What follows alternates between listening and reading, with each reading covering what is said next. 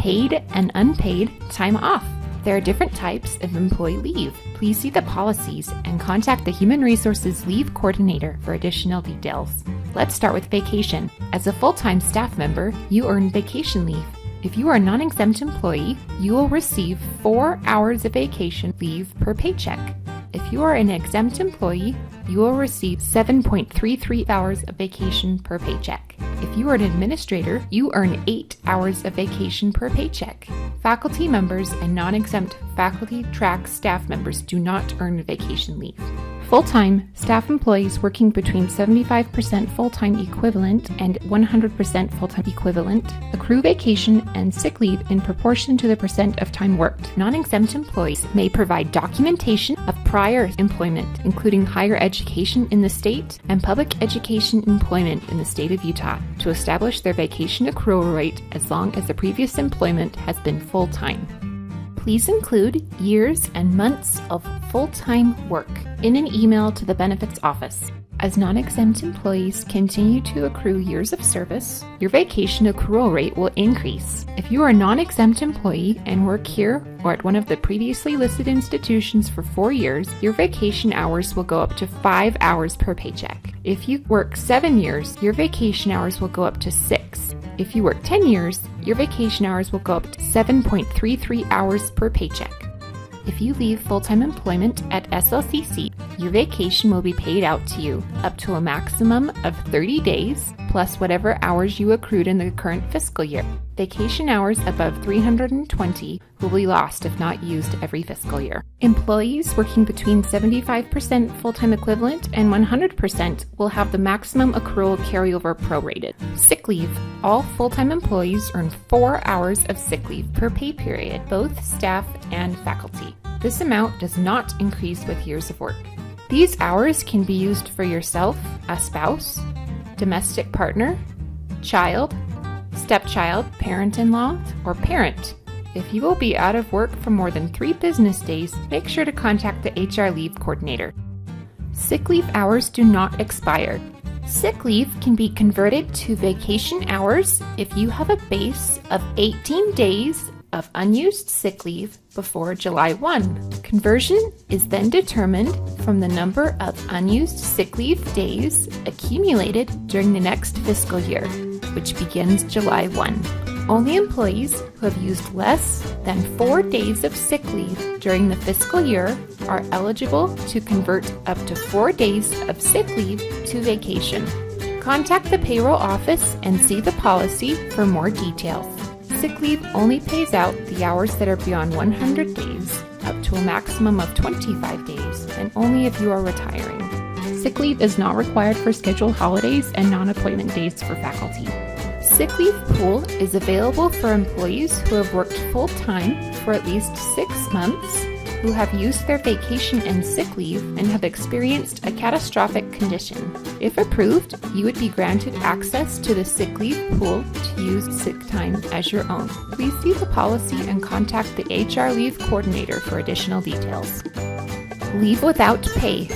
If you will be taking time off and do not have enough sick or vacation time, these days will not be paid. Vacation and sick leave do not accrue during periods of leave without pay, including holiday closure and any unpaid portion of family medical leave. Please see the policy and contact the HR Leave Coordinator for additional details. Parental leave. Paid parental leave is for birth, adoption, or foster care placement of a child. Eligible employees will receive 8 weeks of paid parental leave at their normal rate of pay upon the birth, adoption, or foster care placement of a new child. To be eligible for a paid parental leave benefit, an employee must be a full-time employee who qualifies for benefits and employed for at least 6 months, and complete an application and be approved for paid parental leave. Employees can use parental leave in any approved increments within 12 months of the birth, adoption, or foster care placement of a new child. If both parents are qualifying college employees, both parents may each take the full 8 weeks of paid parental leave independent of one another. Approved paid parental leave will run concurrently with family and medical leave for qualified employees. Paid parental leave does not extend the amount of leave provided under the Family and Medical Leave Act.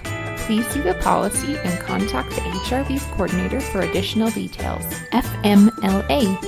Family medical leave. If you need to be on leave for yourself or a family member and have worked for the college for at least a year and for at least 1,250 hours, you may be eligible to apply for family medical leave. This is job protective leave that would be used for events like birth, adoption, foster care, caring for a family member or self, or leave due to active military duty. Employees must use their leave balances to cover time off. If leave hours run out, the leave will be unpaid. Family medical leave can last up to 12 weeks. Approval for family medical leave is situational.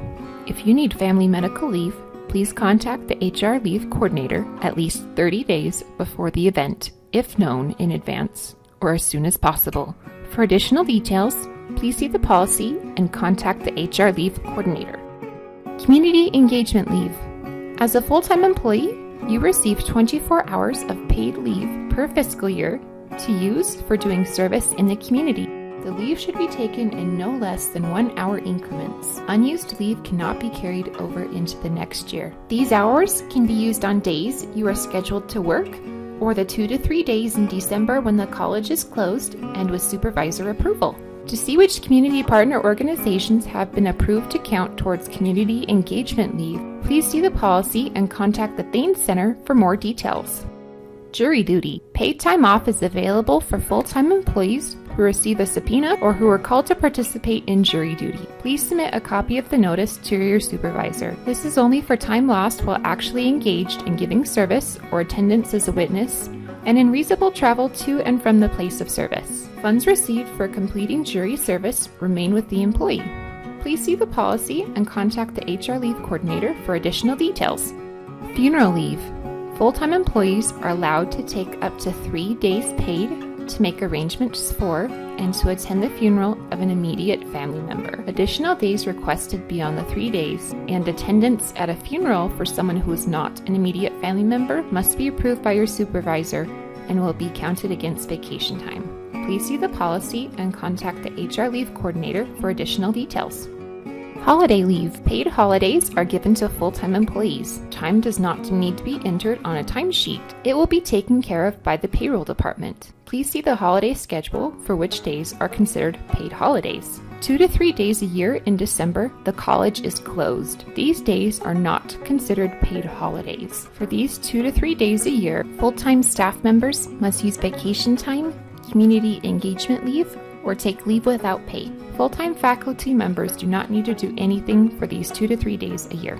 Military leave. Short-term military leave is available for full-time employees that are members of any reserve branch of the United States Armed Services. Up to 15 calendar days, not more than 11 working days, each year can be paid and used for active duty training. Please submit a copy of military orders to the HR leave coordinator. While on military leave, payroll will enter your leave hours. Full-time military leave is for employees who are drafted, volunteer, or called into active service in the United States Armed Services. Leave without pay for the duration of full-time military leave, not to exceed 5 years plus 90 days, is allowed. Employees on active military duty will be paid for 11 work days. For periods more than 11 work days, vacation must be used to receive pay.